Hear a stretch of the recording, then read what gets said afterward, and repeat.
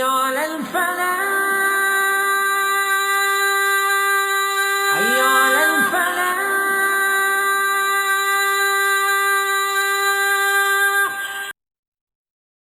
أعوذ بالله من الشيطان الرجيم بسم الله الرحمن الرحيم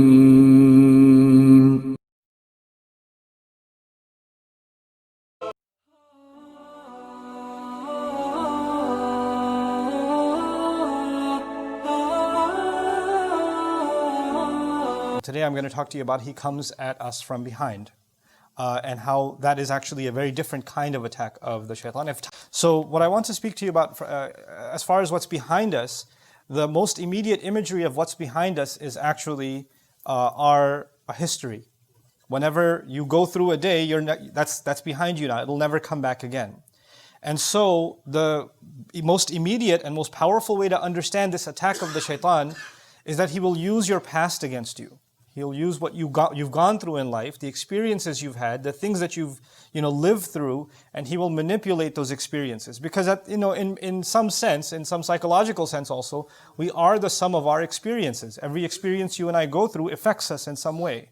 It impacts the way we think, it impacts our emotions, maybe it even affects our future decisions. Somebody who gets into a car accident, the way they drive changes. The same way when somebody gets, has a bad relationship with a friend or something, falling out with a friend, the way they interact with them afterwards changes. So experiences affect the way we make future decisions. Now shaitan, his job is to try to mess us up in some way, get us off the straight track. So I'll highlight some of the ways he uses our past against us, and we think these are thoughts that are happening inside of our own heads, while it's actually the shaitan. And that's one of his great successes, is you think that these are your own thoughts. But these are wasawis. These are just whispers of the devil where he's trying to make you fall back into something that you may have fallen into before. One of the ways that he does that is that maybe, for example, you used to be a better person. Maybe you used to be more diligent with your prayers. Maybe you were more observing of, if Allah forbade something, you stayed away from it. And if Allah said this is allowed, and that's the only thing, you were content with that. And you didn't fall into Allah's disobedience. And you were good. You could look back and you say you were good. And some people are like that. They look back and they say, you know what? There was a time I was a much better person. I'm disappointed with myself now. I remember the time when I used to stand in prayer and I used to cry. I don't know the last time I've shed a tear. Or I used to feel so much connected to Allah. I used to just kind of do dhikr all the time. I used to make the dua for coming into the house or leaving the house or going into the restroom or coming out of it. Or I used to just have every excuse to remember Allah. I used to be much kinder with my words. Now I use foul language. I use bad words against people. I lose my temper. I speak about people. I backbite. I've developed all these habits. I didn't used to be like this. But I was a much better person. So there's one thing to compare yourself to somebody else, but even when you compare yourself to yourself, some people were in a much better place before. And so shaitan says, well, that part of you is dead. That's gone. That's never coming back. Listen, that's over with. This is who you are now. And he'll make you almost give up on yourself. While the reality is that if you were capable, if Allah made you capable of living a certain way and living by a certain standard, and you upheld it, you were able to do it, then that actually means that you will forever be capable. That's actually proof to yourself. It's one thing that you never accomplished something. You were never able to accomplish something.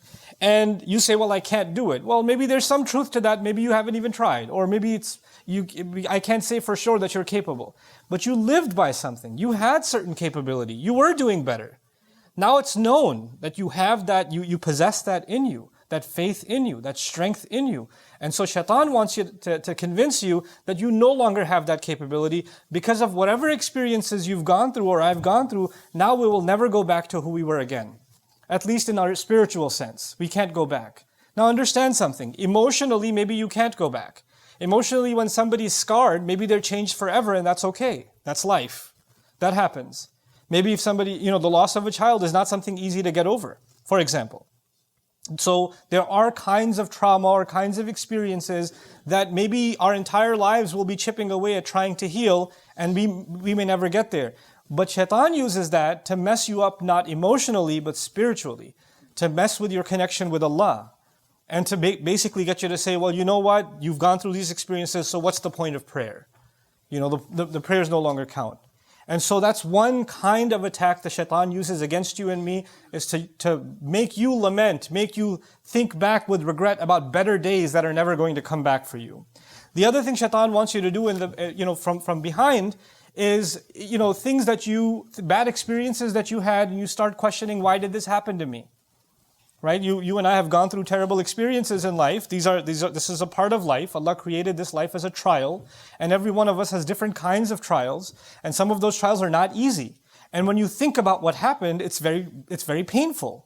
And it can be paralyzing. It can be something that you're overwhelmed, almost reliving the event that occurred in the past. And one of the things shaitan wants is to keep you there, to keep you thinking about the past, to keep you thinking about what happened, and keep questioning, why did this happen to me? Why did this happen to me? Why did this happen to me? Maybe I deserve it. Maybe I'm cursed. Maybe I'm no good. This is why Allah is angry at me. This is why He made this happen to me. And so you live in that moment that happened some time ago that Allah actually brought you out of.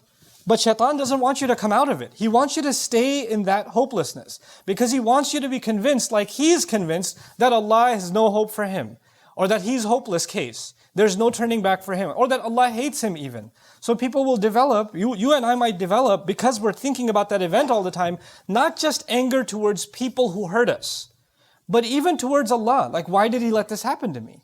Why did He do this to me? I didn't deserve it. And so when you think about the kinds of experiences that prophets went through, alayhimu salatu wassalam, you'll appreciate something. The prophets Allah talks about in the Quran are, in so many cases, people that had such difficult lives.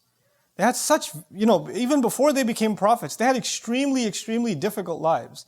Think about the life of our own messenger, sallallahu alayhi wasallam, whose parents die in childhood, right? Who goes through, one care to another care to another care, and every time he has somebody that is basically taking care of him, they pass away, and he's passed on to someone else, and he's passed on to someone else. How difficult is that for a child? How difficult is it for a parent to lose their child? Our messenger experienced losing children, sallallahu alaihi wasallam. And the thought to come, why did I deserve that should happen to me? Or why did my child deserve to die like this? And every time you see somebody else's child healthy and running around, it reminds you of the child that you don't have anymore. That sort of thing. So these are the kinds of pains Allah put even prophets through, alayhimu salatu wasalam. The reason I'm saying that is for you and me to know that these pains that we experience in life are not a proof that Allah has cursed you, or Allah is angry at you, or you're going through bad experiences because Allah is mad at you and Allah is punishing you for something. That's not the case. Some of the best people that ever lived had very difficult lives, had very hard times. And it's not because Allah doesn't love them. So this life was made with trials, with difficulties that we have to learn to navigate. Shaitan wants us to believe everything that happens to us, somehow figure out a way to blame Allah for it. Figure out a way to blame Allah. Why? Because that's what he did. فَبِمَا أَغْوَيْتَنِي. He blamed Allah. When he refused to do sajda and he was cast out, he blamed Allah immediately. That's where he wants you to get to. And so he uses that past bad experience, that painful experience, to try to pull you away from Allah also. Another way he uses your past is that he will, maybe some of us, we lived a life of sin before. Maybe you had friends or, relationships that were leading you down a road of sin, that you kept falling in and falling in and falling in. And you figured out a way to make tawbah to Allah, and you cut off those friendships, and you cut off those relationships. Whether those people are, their judgment is with Allah. But you for yourself, you decided that those people may not be evil, but I know that when I'm in their company or when I'm around, then I fall into evil. So I'm going to try to protect myself, and I'm going to pull away as much as I can and try to fix myself with Allah. You will know in your personal life who those people are. And maybe you had people like that in your life that were pulling you into sin, whether they realized it themselves or not. And maybe it's not even their fault, maybe it's your own weakness. But since you recognize that, you say, you know what? Every time I've tried, I've fallen back into sin. I'm going to discontinue some of these relationships, not because I hate these people, not because I'm better than them, not because, I want them to suffer, but because I want to save myself. I want to pull myself away. And when you pull yourself away, shaitan will come and say, hey, don't you miss the old friendship? You don't miss those guys? You don't miss her, man? You don't miss this? You don't miss that? And he wants you to pull back. Go back. Go back. Go back.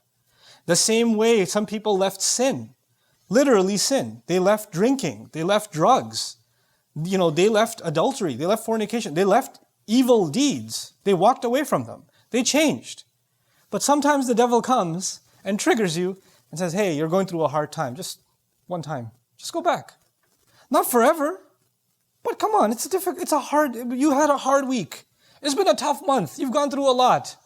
Just go back just a little bit. And you know what that used to be like.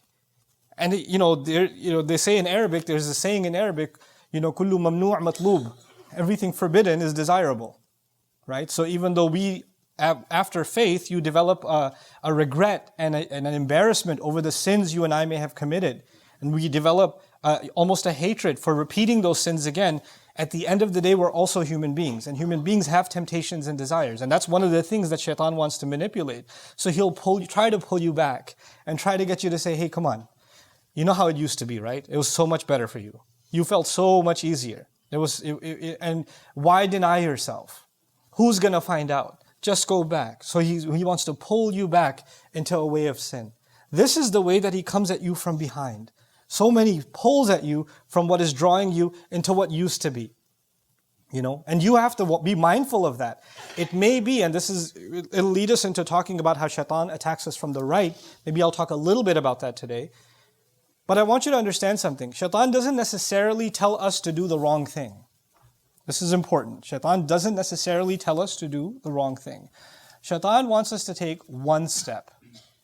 And when you take one, if a destination is 1,000 miles away, and you just took one step, you're not going to feel like you made any progress. You're not going to feel any harm. If there's a fire 100 feet away, and you took one step towards the fire, are you going to feel any hotter? No. I didn't do it. I didn't burn. Nothing bad happened. And he's okay with one step. He's completely okay with one step. And if somebody else says, hey, you're taking a step, I was like, what, did I touch the fire? I didn't touch it. There's nothing wrong with that. So he says, yeah, there's nothing wrong with it. Just a little bit. Just a little bit. And then the next time around, one more step. Just one more step. Just one more step. This is exactly what he did with our parents. The entirety of Jannah, the size of Jannah is greater than the skies and the earth. عَرْضُهَا السَّمَوَاتُ وَالْأَرْضِ. The real estate size of heaven is the entire skies and the earth combined. All of it combined. And Jannah is called Jannah because the Arabic word Jannah means covered in green or covered in trees. So all of heaven is covered in endless trees. Now think about this. How many trees were forbidden? One. In an endless universe of trees. So even if that one tree is forbidden, staying away from it would be pretty easy because it probably would be hard to find because it's one tree in trillions and trillions of trees. And yet shaitan gets them to take one step, then another step, then another step, one step at a time. He won't come out and say, do haram. No. He'll mask it somehow. He'll mask it. And that leads me into at least introducing you to how the devil pulls us from the right. How shaitan gets us from the right. Understand, the first thing about the right that I'd like you to know is that the Arabic word right is used for good deeds. It's also used for honor and nobility. When somebody gives you their yameen, actually means their right hand, means they've taken a pledge or an oath. When people shake hands, the right hand, that means that they're going to honor their deal. And in many cultures, it's the right hand. As a matter of fact, when you go to court and testify, the fact that your testimony is good and credible is you raise your right hand. So the idea of the right hand in Arab culture and also other cultures is that of nobility, good deeds, doing things the right way, which is why on Judgment Day, we pray to Allah that we are people of the right hand. Ashabul Yameen. We're people of the right hand. So the right is associated with good. Similarly, the angel that you know about documents our good deeds on the right. So the idea of the right is associated with good, which is confusing because the devil is trying to attack you from the right. You would think the devil would attack you from evil deeds. But what Allah is saying is the devil's actually going to try to attack you and me from good deeds. What in the world does that mean? There are lots of ways that he does that. I will introduce you to one of them today, inshallah, and we'll call it a day because I don't want you to I want you to keep some of these things present in your mind also. I could deliver lots of information to you, but I want you to be able to retain these things and spend time this week thinking about them. My hope in these khutbahs, as we go through these ayat of Surah Al-A'raf, is that we consciously think about what this means in our lives. You consciously, well, this is what the devil does. How does he do that in my life? This is what he talked about here, what Allah told us here. Well, how does that apply to me? And the way it applies to you may not be the way it applies to the person sitting next to you. The person even in your family. It's different for you and it's different from someone else because he studies each of us separately. He attacks each of us separately. So from the right, just one thing that I want to highlight to you, and inshallah we'll talk about more next week, inshallah ta'ala, is that he comes at us, Allah says, وَزَيَّنَ لَهُمُ الشَّيْطَانُ أَعْمَالَهُم. That shaitan beautified their deeds to them. This is one of the scariest ways he comes at us from the right. We came and prayed. That's a good thing. We did a good deed. People go to do Hajj. That's a good thing. People fasted. That's a good thing. These are good deeds. Somebody gave charity. That's a good thing. You help somebody. That's a good thing. But when you start thinking that your good deeds are absolutely accepted by Allah and you're all set, you have nothing to worry about now because you've done good deeds. Because you prayed, so you're a good person. Man, all those people who don't pray, I feel sorry for them. Because you're now in a better position because you did something good. And that he starts gassing you up with your good deeds. And he starts filling you with this false image of yourself that because you've done so much good, clearly you're amazing. Clearly Allah loves you. And you're so much better than those people who don't do those good deeds. Now these good deeds, the purpose of them, every time we do something good for Allah, I want you to remember just one example, and that is of Ibrahim alayhi salam. Ibrahim alayhi salam did one of the most amazing deeds ever done. He built the Kaaba. And think about that. Every time somebody prays, he gets a part of that reward because we pray towards the Kaaba. So since its construction, just like, people who help build this place, anybody who prays here, they get a reward. They get a piece of that. Anybody who prays in any masjid, anywhere on earth, every time they pray, a piece of that reward goes to Ibrahim alayhi salam. It's incredible, the deed that he did. And you know what? When he was building the Kaaba with his son, and this is one of the most amazing deeds. If you want to talk about a deed that you did, which means you're set. I mean, your count of good deeds the commission is incredible. It's incredible. As he's building the Kaaba, you know what dua he made? He asked Allah, رَبَّنَا تَقَبَّلْ مِنَّا إِنَّكَ أَنْتَ السَّمِيعُ الْعَلِيمُ. Our Rabb, our Master, please accept from us. Please accept from us. As though he's not confident that this is good enough. Maybe one brick didn't go in the right place. Maybe my intention wasn't as pure as I need it to be. Maybe Allah is not pleased with maybe I got a little lazy here or there. He's questioning himself. He's not confident, Ya Allah, thank you for giving me this honor. Now that I'm set, I can be on vacation. No. There's no such thing for him. He didn't lay back and become complacent because he's doing good things. He's worried and he's begging Allah, Ya Allah, please accept from us. When you and I pray Jumu'ah, at the end of that prayer, how confident are we that the angels documented a perfectly executed prayer? Or did our mind go somewhere? Did our phone, buzz for a second and our mind went somewhere else? Or we were thinking about 20 different things when we were praying?